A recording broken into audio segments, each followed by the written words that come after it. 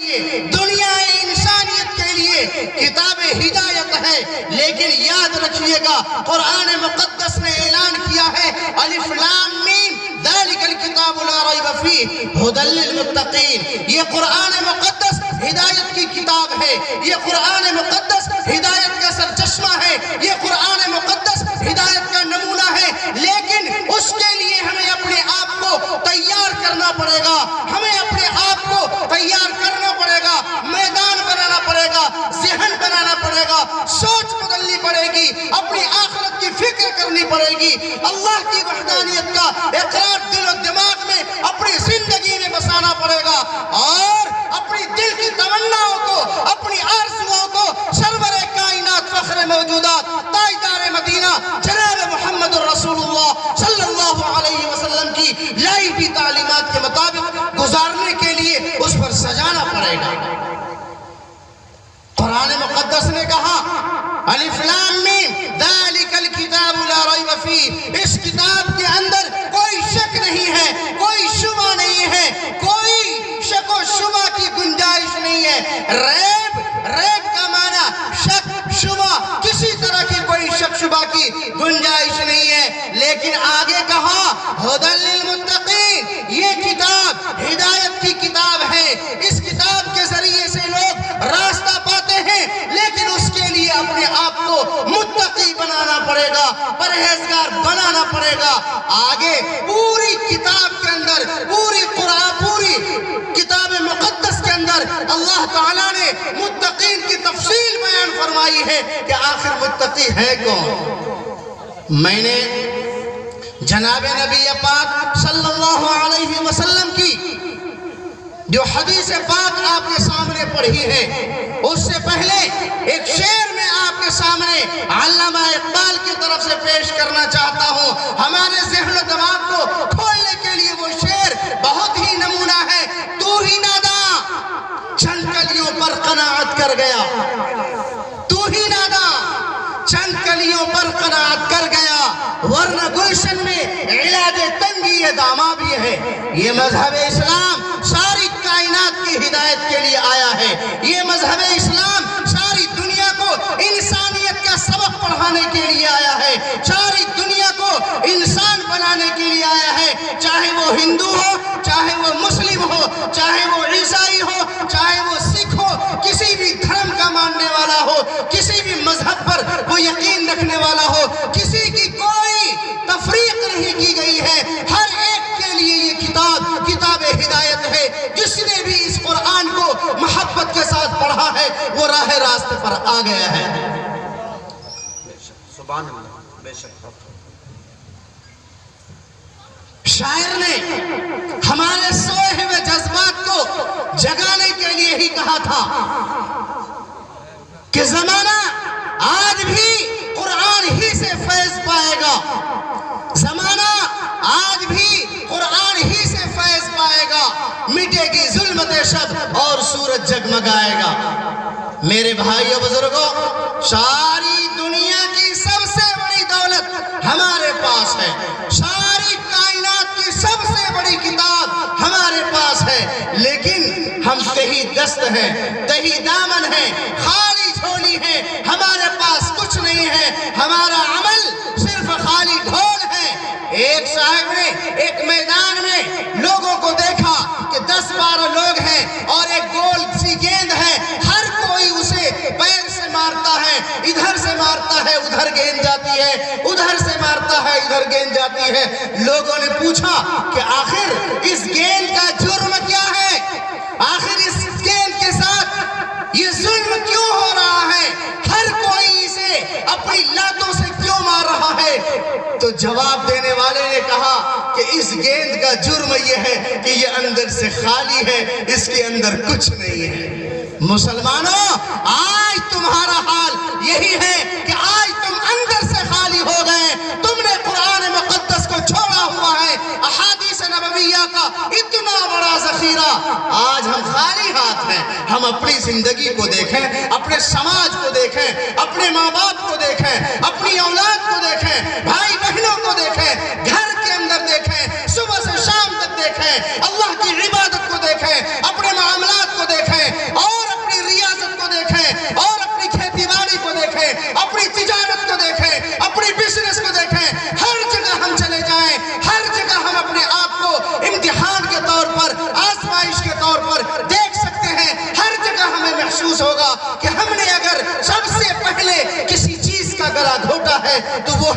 اسلام کی تعلیمات.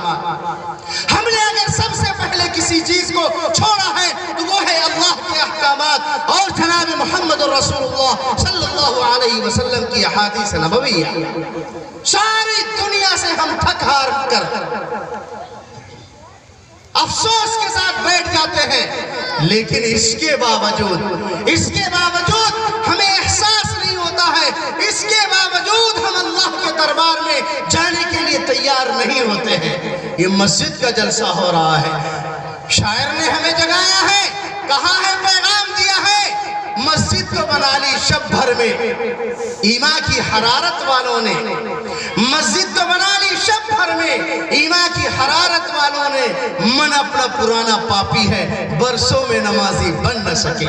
ایک نہیں، دو نہیں، ہزاروں نہیں، لاکھوں کروڑوں کی تعداد میں آج الحمدللہ مسجدیں ہیں، اس کے باوجود ہماری مسجدیں خالی ہیں. اللہ تعالیٰ نے ہمیں فرمایا ظہر الفساد فی البر والبحر بما کسبت ایدی الناس لیذیقہم بعض الذی عملوا لعلہم یرجعون. اس آیت مبارکہ کے اندر اللہ تعالیٰ نے ہمیں پیغام دیا ہے، ساری دنیا کے اندر، خشکی تری کے اندر، سمندر جنگلات کے اندر، پہاڑوں بیابانوں کے اندر ہر جگہ فساد پھیلا ہوا ہے، فساد برپا ہے، ہر جگہ ظلم و زیادتی ہو رہی ہے، ہر جگہ حق تلفی کا نعرہ ہے، ہر جگہ ایک دوسرے سے شکوہ شکایت ہے، ہر کوئی ایک دوسرے سے نالا ہے، ماں باپ سے نالا ہے، اولاد سے نالا ہے، میاں بیوی سے نالا ہے، ہر کوئی ایک دوسرے سے، پڑوسی سے نالا ہے، اور سماج سے نالا ہے.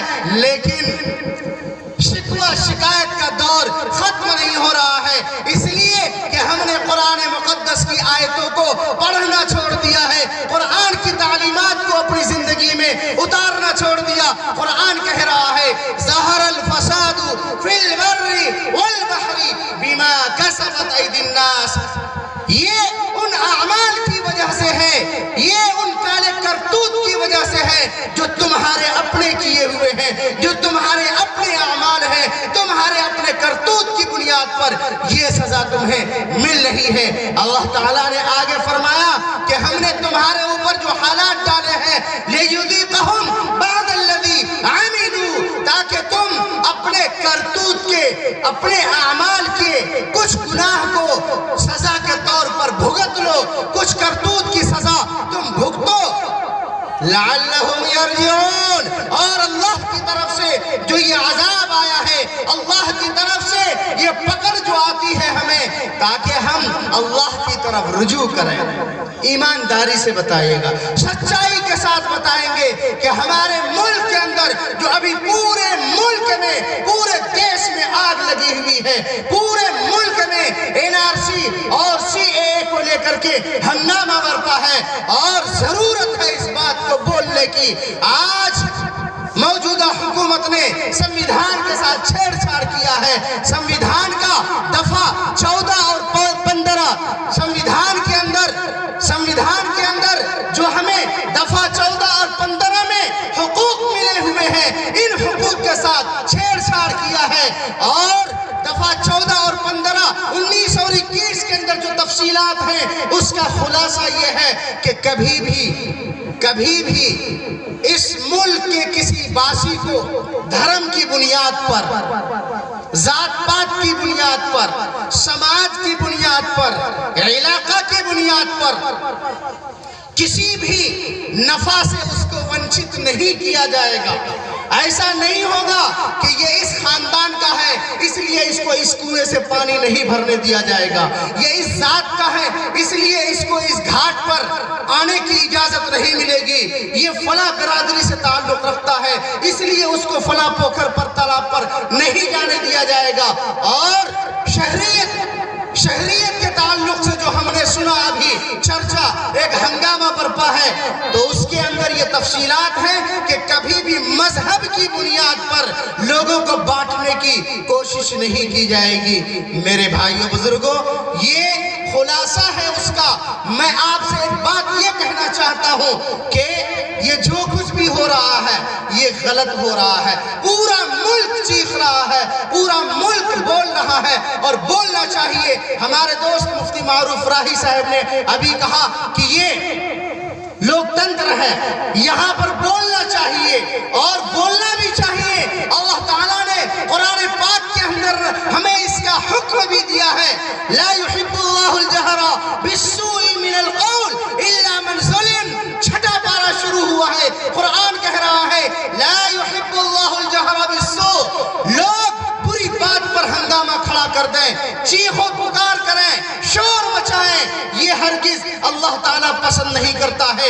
الا من ظلم, لیکن جب کسی پر ظلم اٹھایا جا رہا ہے, کسی کے ساتھ حق تلفی کی جا رہی ہے, تو پھر ایسے شخص کو بولنا پڑے گا, ایسے شخص کو آواز اٹھانی پڑے گی, مظلوم کو ظلم کے خلاف کھڑا ہونا پڑے گا. آج پورے ملک پر ظلم ہو رہا ہے, سنویدھان کے ساتھ چھیڑ چھاڑ کر کے ظلم ہوا ہے. آج ہماری جو قانون ہے, جو ہمارا جو قانون ہے, ہمارے جو آرٹیکلز ہیں, اس کے اندر چھیڑ چھاڑ ہوا ہے. اس کے لیے ہمیں شاعر نے کہا ہے, ہم سنکلپ لیتے ہیں, ہم عہد کرتے ہیں کہ قانون کے دستور کو چھیڑیں گے نہیں ہم, قانون کے دستور کو چھیڑیں گے نہیں ہم, چھیڑو گے اگر اس کو تو چھوڑیں گے نہیں ہم. قانون کا جو دستور ہے, جو سنویدھان ہے, اس کو ہم کبھی نہیں چھیڑیں گے, کبھی ہم اس کا النگھن نہیں کریں گے, کبھی ہم اس کے خلاف قدم نہیں اٹھائیں گے. لیکن جو کوئی دستور کو چھیڑے گا, جو کوئی سنویدھان کو چھیڑے گا, اس کو ہم ہندوستانی, ہم بھارتی سنکلپ لیتے ہیں, عہد کرتے ہیں کہ ہم کبھی اس کو نہیں چھوڑیں گے. ہم سر سے کفن باندھ کے تیار رہیں گے, ہم سر سے کفن باندھ کے تیار رہیں گے, مرتے رہے برسوں سے مگر اب نہ مریں گے, مرتے رہے برسوں سے مگر اب نہ مریں گے. آزادی کی یہ جنگ ابھی اور لڑیں گے. ہم نے اس ملک کو آزاد کرنے کے لیے, اس بھارت کو آزاد کرنے کے لیے, بھارت کی سرزمین کو آزاد کرنے کے لیے, ہم ہندو مسلم سکھ عیسائی سب نے مل کر کے اپنا خون دیا تھا اس دھرتی کو, اور اس دھرتی کو ہم سب نے انگریزوں سے آزاد کیا تھا. اس لیے آزاد کیا تھا تاکہ ہم تمام بھارت واسی محبت کے ساتھ مل جل کر کے ایک ساتھ رہ سکیں. جناب محمد رسول اللہ صلی اللہ علیہ وسلم نے فرمایا وَأَحِبَّ لِلنَّاسِ مَا تُحِبُّ لِنَفْسِكَ وَأَحْسِنْ إِلَى جَارِكَ تَكُنْ مُسْلِمًا. یاد رکھو مسلمانوں, اور میری آواز جہاں تک ہمارے ہندو اور غیر مسلم بھائیوں تک پہنچ رہی ہے وہ بھی سنیے. ہمارے اسلام دھرم کے اندر ہم مسلمانوں کا ہاتھ کتنا باندھا ہوا ہے. ہماری شریعت نے, ہمارے دھرم نے, ہمارے دھرم کے ماننے والے بہن بھائیوں کا ہاتھ پیر کتنا باندھ کر کے رکھا ہے, تب کہیں وہ مسلمان ہوتا ہے. ایک مسلمان کو حکم دیا گیا ہے وَأَحْسِنْ إِلَى جَارِكَ تَكُنْ مُسْلِمًا. اگر تم مسلمان بننا چاہتے ہو, اگر تم اپنے آپ کا مسلمان کہلانا چاہتے ہو, اگر تم سمجھتے ہو کہ تم سرکار دو جہاں جناب محمد رسول اللہ صلی اللہ علیہ وسلم کے نام لیوا ہو, تم قرآن پر یقین رکھتے ہو, تم احادیث مبارکہ پر یقین رکھتے ہو, کالی کملے والی کی ذات پر تمہیں یقین ہے, اللہ کی وحدانیت پر تمہیں یقین ہے, تو یاد رکھو آقا صلی اللہ علیہ وسلم نے فرمایا وَأَحْسِنْ إِلَى جَارِكَ. اگر مسلمان بننا چاہتے ہو تو اپنے پڑوسی کے ساتھ اچھا سلوک کرنا پڑے گا. اگر تم اپنے پڑوسی کے ساتھ اچھا برتاؤ نہیں کرتے ہو, اچھا سلوک نہیں کرتے ہو, تو تم مسلمان نہیں ہو سکتے. وَأَحْسِنْ إِلَى جَارِكَ. اور حدیث پاک کے اندر کوئی تفصیل نہیں ہے کہ تمہارے پڑوس میں رہنے والا مسلمان ہے, یا تمہارے پڑوس میں رہنے والا کوئی ہندو ہے, یا تمہارے پڑوس میں رہنے والا کوئی کرسچن ہے, یا تمہارے پڑوس میں رہنے والا کوئی سکھ ہے. کوئی تفصیل نہیں ہے, سب کو ایک دھاگے سے باندھ دیا گیا ہے, ایک انسانیت کے دھاگے سے باندھے گئے ہیں ہم سب, اور ایک مانوتا کی رسی میں ہم سب کو باندھ دیا گیا ہے کہ تم کچھ بھی ہو, تم کچھ بھی ہو, ایک اللہ کے پیدا کیے ہوئے ہو, تم کچھ بھی ہو, اللہ کا بندہ ہو, اللہ کی ذات پر یقین رکھتے ہو, تو یاد رکھنا یا ایھا الناس انا خلقنا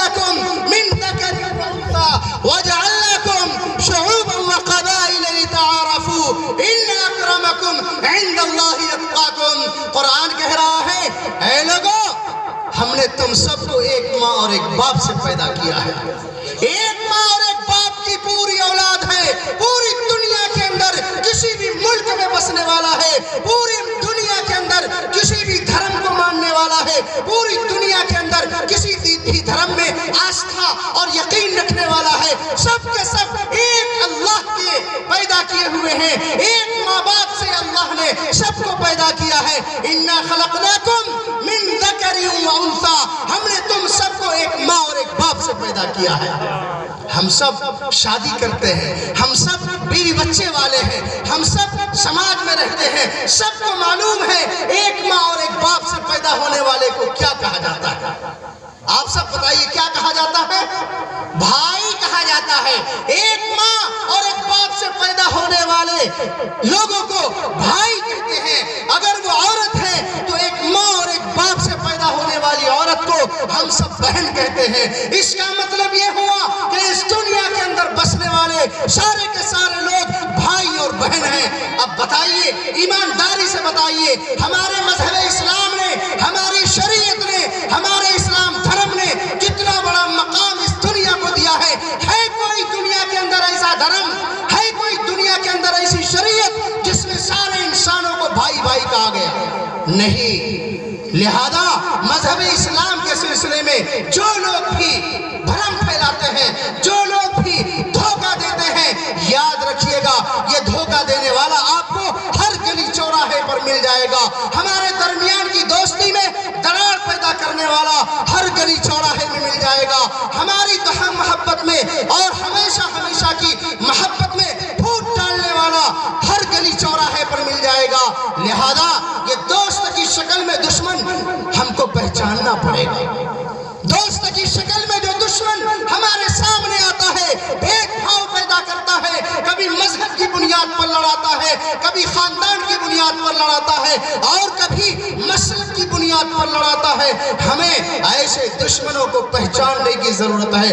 اللہ نے کہا اِنَّا خَلَقْنَاكُمْ مِنْ ذَكَرٍ وَأُنْثَىٰ وَجَعَلْنَاكُمْ شُعُوبًا وَقَبَائِلَ لِتَعَارَفُوا. یہ ہم گریا کے رہنے والے, یہ ڈمریا کے رہنے والے, یہ بٹرہا کے رہنے والے, یہ اس خاندان کے, یہ اس خاندان کے, یہ صرف ہماری پہچان کے لیے ہے.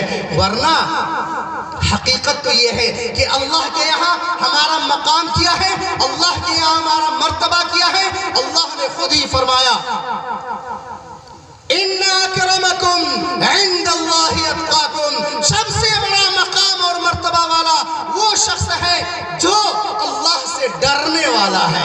قرآن پاک کو شروع کرتے ہوئے اللہ تعالیٰ نے وہی کہا تھا هُدًى لِّلْمُتَّقِينَ. یہ قرآن شرف و ہدایت ہے متقیوں کے لیے. پہلے تقوی کا پانی اپنے دل کے اندر ڈالو, پہلے تقوی کی خوراک اپنے دل کے اندر ڈالو, پہلے تقوی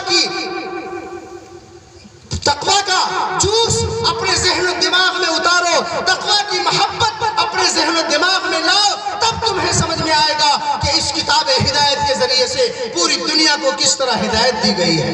یہیں پر بس نہیں, اللہ تعالیٰ نے جناب نبی پاک صلی اللہ علیہ وسلم کو ساری دنیا کے لیے اعلان کرتے ہوئے فرمایا وَمَا أَرْسَلْنَاكَ إِلَّا رَحْمَةً لِّلْعَالَمِينَ. اے نبی صلی اللہ علیہ وسلم, ہم نے آپ کو سارے جہان کے لیے ہدایت بنا کر کے بھیجا ہے. یہ نہیں کہا آپ کو ہم نے عرب کے لیے, ہم نے آپ کو عجم کے لیے, ہم نے آپ کو ہندوستان کے لیے, ہم نے آپ کو نیپال کے لیے, کہیں کے لیے نہیں, بلکہ ساری کائنات کے لیے ہدایت بنا کر کے بھیجا ہے. ہدایت کا سر چشمہ بنا کر بھیجا ہے, ہدایت کا ذریعہ بنا کر بھیجا ہے. اسی واسطے جناب محمد الرسول اللہ صلی اللہ علیہ وسلم نے فرمایا لا یؤمن احدکم حتی یکون ہواہ تبعا لما جئت بہ. اے ایمان کا دعویٰ کرنے والوں, اپنے آپ کو مسلمان کہلانے والوں, اپنے آپ کو ایمان کہلانے والا سنو, جناب محمد رسول اللہ صلی اللہ علیہ وسلم نے پیغام دیا ہے لا یؤمن احدکم حتی یکون ہواہ تبعا لما جئت بہ. تمہاری چاہتیں, تمہاری خواہشیں, تمہارا چہرہ, تمہارا لباس, تمہارا رہن سہن, یہ سب کچھ جب تک جناب نبی پاک صلی اللہ علیہ وسلم کی مرضی کے مطابق نہیں ہوگا, اس وقت تک تم مومن نہیں ہو سکتے. آقا صلی اللہ علیہ وسلم نے فرمایا اتق المحارم تکن اعبد الناس. اگر تم عبادت گزار بننا چاہتے ہو، اگر تم اللہ کا بندہ بننا چاہتے ہو، اگر تم اللہ کا فرما بردار بننا چاہتے ہو، اگر تم اللہ کے سامنے اپنے سر کو جھکانے والا بننا چاہتے ہو، اگر اللہ کو حقیقت میں تم خالق حقیقی سمجھتے ہو، اگر اللہ کو تم نفع نقصان کا مالک سمجھتے ہو، تو سنو اپنی دنیا کمانے والوں، سنو اپنی جائیداد اکٹھی کرنے والوں، رتب و یابس کو جمع کرنے والوں، جہاں سے ملے، جس طرح ملے، اپنا ملے، غیر کا ملے، ظالم کا ملے، مظلوم کا ملے، کسی کا ملے، امیر کا ملے، غریب کا ملے، سرکاری ملے، غیر سرکاری ملے، کسی یتیم کا ملے، کسی بھی طرح کا مال مل جائے اور اس کو دھوکہ دے کر کے جمع کرنے والوں، کان کھول کر کے سن لو. آقا صلی اللہ علیہ وسلم نے فرمایا اتق المحارم تکن عبد الناس. جب تک تم حرام سے نہیں بچو گے، جب تک تم حرام روزی سے نہیں بچو گے، جب تک تم حرام طریقے سے نہیں بچو گے، جب تک تم حرام دولت سے نہیں بچو گے، جب تک تم حرام روزگار سے نہیں بچو گے، جب تک تم حرام کاروبار سے نہیں بچو گے، اس وقت تک تم اللہ کا عبادت گزار بندہ نہیں بن سکتے. اتق المحارم تکن اعبد الناس. اور ہر کوئی، ہر ایمان والا یہ چاہتا ہے، بلکہ میں تو کہتا ہوں کہ دنیا کا ہر انسان یہ چاہتا ہے کہ میں سب سے بڑا مالدار بن جاؤں، میری آنکھ بند ہو تو میں غریب رہوں، لیکن جب آنکھ کھلے تو ہمارے گھر میں دولت ہی دولت بھری ہوئی ہو، پورا گھر دولت سے اٹا پڑا ہو. ہر انسان چاہتا ہے، ایک انسانی فطرت کے تقاضے سے چاہتا ہے. لیکن سرکار دو جہاں جناب محمد رسول اللہ صلی اللہ علیہ وسلم کا فرمان تو دیکھیے. آپ صلی اللہ علیہ وسلم نے فرمایا وَرْزَ عَمَّا قَسَّمَ اللَّهُ لَكْ تَكُنْ أَغْنَى النَّاسِ. اللہ تعالیٰ نے تمہارے لیے جو مقدر کر دیا ہے، تمہارے حصے میں جتنی روزی اللہ نے متعین کر دی ہے، تمہارے لیے جتنا کچھ اللہ تعالیٰ کی طرف سے تقسیم کر دیا گیا ہے، تمہارے حصے میں جتنی جائیداد آ گئی ہے، جتنی دولت آ گئی ہے، جو نوکری آ گئی ہے، جو طریقہ تم کو مل گیا ہے، جو دکان مل گیا ہے، جو مکان مل گیا ہے، جو کچھ بھی تمہارے حصے میں آیا ہوا ہے، تم اس پر راضی ہو جاؤ، خوش ہو جاؤ، سب سے بڑا مالدار بن جاؤ گے. میں نہیں کہہ رہا ہوں، ذرا توجہ دیجئے آقا انعامدار جناب محمد رسول اللہ صلی اللہ علیہ وسلم کے الفاظ پر. آپ نے فرمایا وَرْزَ عَمَّا قَسَّمَ اللَّهُ لَكْ تَكُنْ أَغْنَى النَّاسِ. جناب نبی کریم صلی اللہ علیہ وسلم کا فرمان ہے. آپ صلی اللہ علیہ وسلم نے فرمایا اللہ نے تمہاری قسمت میں جتنا لکھ دیا ہے تم اس پر راضی ہو جاؤ، سب سے بڑا مالدار بن جاؤ. آج ہمیں اپنی دولت نہیں نظر آتی، دوسرے کی بلڈنگ نظر آتی ہے، دوسرے کی نوکری نظر آتی ہے، دوسرے کا کھیت نظر آتا ہے. اپنے کھیت میں کتنا ہوا نظر نہیں آتا، دوسرے کے کھیت میں کتنا ہو گیا وہ ہم کو خوب نظر آتا ہے. آپ کی اولاد کتنا کما کر دیتی ہے آپ کو تسلی نہیں ہے. ہر جگہ بیٹے کی شکایت بول رہے ہیں کہ ہمارا بیٹا کچھ دیتا ہی نہیں ہے، دوسرے کے بیٹے کی کمائی پر ہماری نظر ہوتی ہے. نتیجہ یہ ہوتا ہے کہ اللہ نے ہمیں جو کچھ دیا ہے ہم اس کی ناشکری کرنے والا بن جاتے ہیں. ارے سماج میں ایسا ہوتا ہے کہ نہیں ہوتا؟ وَرْزَ عَمَّا قَسَّمَ اللَّهُ لَكْ تَكُنْ أَغْنَى النَّاسِ. آگے آقا صلی اللہ علیہ وسلم نے فرمایا وَأَحِبَّ لِلنَّاسِ مَا تُحِبُّ لِنَفْسِكَ. اپنے لیے تم جو پسند کرتے ہو وہی اس دنیا میں بسنے والی ساری انسانیت کے لیے تم پسند کرو. محبت تم اپنے لیے پسند کرتے ہو تو اپنے تمام انسان بھائیوں کے لیے بھی تم محبت پسند کرو. اپنے لیے دولت پسند کرتے ہو تو اس کے لیے بھی دولت پسند کرو. اپنے لیے خوشحالی پسند کرتے ہو تو اس کے لیے بھی خوشحالی پسند کرو. اپنے لیے سکھ چین پسند کرتے ہو تو سب کے لیے تم سکھ چین پسند کرو. اپنے لیے آرام پسند کرتے ہو تو سب کے لیے تم آرام پسند کرو. یہ کہاں کا دستور ہے صاحب کہ آپ تو اپنے لیے آرام پسند کر لیں؟ یہ کہاں کا دستور ہے صاحب کہ آپ اپنے لیے تو بلڈنگ پر بلڈنگ بنائے جائیں اور اس بلڈنگ کو بنانے کے لیے آپ کو ہزاروں لاکھوں کی جانیں قربان کرنا پڑے تو بھی آپ پیچھے نہ ہٹیں۔ یہ نبی پاک صلی اللہ علیہ وسلم کا دیا ہوا قانون نہیں ہے۔ نبی پاک صلی اللہ علیہ وسلم نے اسلام دھرم کے ماننے والوں کو ایک پیغام دیا ہے کہ ساری انسانیت تمہارے اپنے بھائی ہیں۔ دنیا کے اندر بسنے والا امیر ہو یا غریب، عورت ہو یا مرد، یہ سب کے سب چاہے وہ کہیں کا بھی ہو، مسلمان ہو، ہندو ہو، سکھ ہو، عیسائی ہو، بدھسٹ ہو، کسی بھی دھرم کا ماننے والا ہو، چاہے انڈیا کا رہنے والا ہو، چاہے نیپال کا رہنے والا ہو، کہیں کا بھی ہو، یہ تمہارا اپنا بھائی ہے۔ اس لیے ایک انسان ہونے کے ناطے اس کا بھی تمہیں اتنا ہی خیال کرنا ضروری ہے۔ اور دوسرے ٹکڑے میں فرمایا وَأَحْسِنْ إِلَىٰ جَارِكَ تَكُنْ مُسْلِمًا، یہ نہیں کہا ڈومریا کے لوگوں کے ساتھ اچھا سلوک کرو، تمہارے پڑوس میں جو بھی گاؤں ہے، نوچا ہے یا کون سا گاؤں، وہاں کے لوگوں کو تم اپنا نہ سمجھو، انجان سمجھو، غیر سمجھو۔ نہیں نہیں، یہ محبت کی خوشبو ایسی خوشبو ہے کہ ساری دنیا کو دیتے ہوئے جانا ہے، تقسیم کرتے ہوئے جانا ہے۔ آقا صلی اللہ علیہ وسلم نے اگلا جملہ جو ہمیں فرمایا ہے وہ خالص ایک مسلمان کے لیے ہے، وَلَا تُكْسِرِ الزِّحْكَ فَإِنَّ كَسْرَةَ الزِّحْكَ تُمِيتُ الْقَلْبَ، بہت زیادہ مت ہنسو، اپنی ہنسی پر کنٹرول کرو۔ جب اپنی ہنسی پر کنٹرول کرو گے تمہیں اپنی موت یاد آئے گی، تمہیں احساس ہوگا کہ ایک دن تمہیں اس دنیا سے جانا ہے اور اللہ کے سامنے حاضر ہو کر کے اپنے سارے اعمال کا حساب و کتاب دینا ہے۔ میرے بھائیو بزرگوں، میں نے آپ کے سامنے جو باتیں اللہ نے مجھے توفیق دی، میں نے چند باتیں بڑی محبت کے ساتھ آپ کے سامنے گزارش کر دی ہے، لیکن ایک بات یاد رکھیے گا،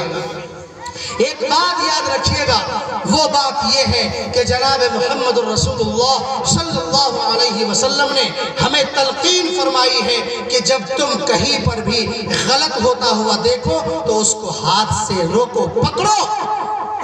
چاہے وہ تمہارا بیٹا دوسرے بیٹے پر ظلم کرنے والا ہو، چاہے تمہاری بیوی تمہاری بہو کے ساتھ ظلم کر رہی ہو، چاہے تمہارا پڑوسی دوسرے پڑوسی کے ساتھ ظلم کر رہا ہے، چاہے تمہارا سماج دوسرے سماج کے ساتھ ظلم کر رہا ہے، چاہے تمہارا گاؤں دوسرے گاؤں پر ظلم ڈھا رہا ہے، چاہے کوئی ادھیکاری دوسرے پر ظلم کر رہا ہے، چاہے کوئی بھی ہو، اگر غلط ہو رہا ہے تو تم اس کو روکو۔ من رأى منكم منكرا فليغيره بيده فإن لم يستطع فبلسانه، اگر تمہارے ہاتھ میں اتنی طاقت نہیں ہے، اگر تمہارے اندر اتنی جرأت، اتنی ہمت نہیں ہے تو کم از کم غلط کو غلط کہو کہ یہ غلط ہو رہا ہے، یہ اچھا نہیں ہو رہا ہے، یہ برا ہو رہا ہے۔ فإن لم يستطع فبقلبه، اگر اتنی بھی ہمت نہیں ہے تم کو کہ اپنی زبان سے کچھ کہو تو پھر اپنے دل سے اس کو برا سمجھو۔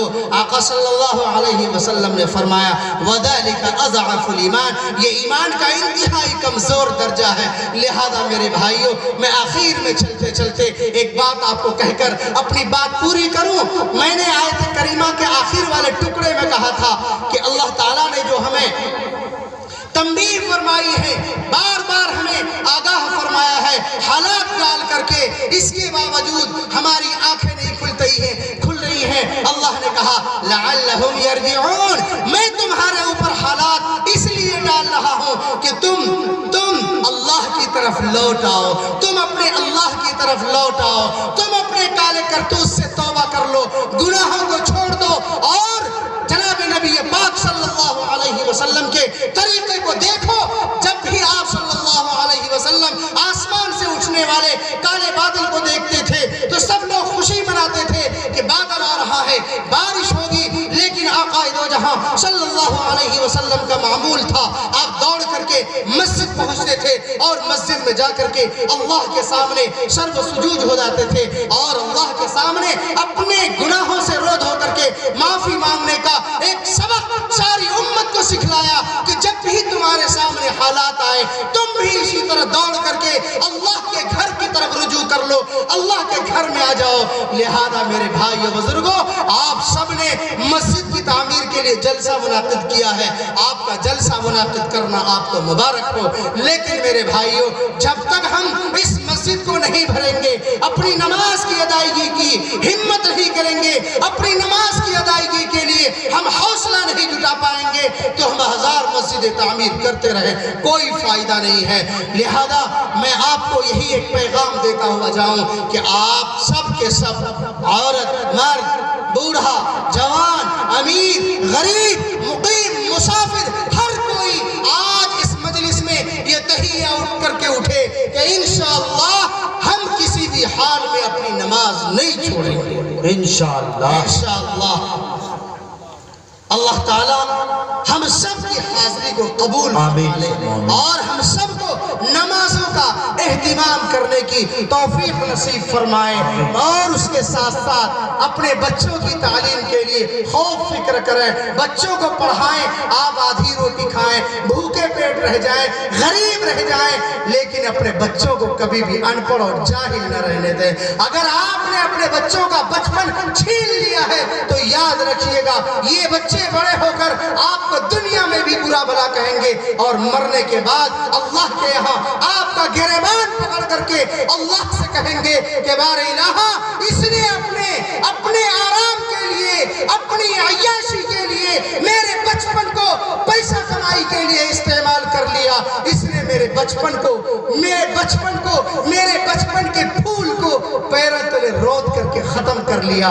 اس لیے اپنے بچے کے پھول جیسے مکھڑے کو دیکھیں اور اپنے بچے کے بچپنے کا خیال کریں۔ ہم سب پڑھائیں گے اپنے بچوں کو انشاءاللہ، خوب اچھی سمجھ دیں، اچھی تعلیم دیں، بچوں کو تعلیم کے ساتھ ساتھ اچھی تربیت دیں۔ یہی دین اسلام کی ایک اچھی پہچان ہے۔ سرکار دو جہاں صلی اللہ علیہ وسلم کی اسی تعلیمات کو حضرت الاستاذ حضرت مولانا سید ارشد مدنی دامت برکاتہم، استاذ حدیث دارالعلوم دیوبند، صدر جمعیت علماء ہند نے ابھی 3-4 دن پہلے دارالعلوم دیوبند کے تمام اسٹوڈنٹس کے سامنے ایک پیغام دیا اور فرمایا کہ ساری دنیا میں جتنی بھی یونیورسٹیاں ہیں، ہر جگہ تمام کے تمام طلبہ مظاہرہ کر رہے ہیں، احتجاج کر رہے ہیں، CAA اور NRC کے بائیکاٹ میں کھڑے ہیں، اور آپ بھی یونیورسٹی میں ہیں، لیکن ایک بات یاد رکھیے گا، ہم سب جس مذہب کے ماننے والے ہیں